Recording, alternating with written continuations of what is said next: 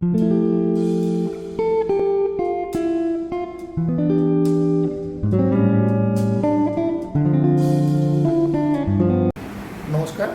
আমি অমিতাভ দে। আমি by profession একজন অ্যাডভোকেট এবং আমি বিভিন্ন জায়গায় ঘুরে আমার খুব শখ বিভিন্ন মধু জোগাড় করার। তো যাই হোক, সেই মধু যাই করি না কেন, আমাদের কাছে মধুর হিসেব ছিল ওই মাথায় করে যারা চাক নিয়ে যায় তারা অরিজিনাল মধু দেয়, অথবা এই সমস্ত নামি কোম্পানিগুলোর মধু।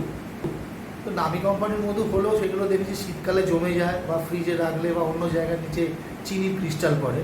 তারপর আমি এই মিস্টার ঘোষের কাছ থেকে সিনস মধুটা কিনলাম।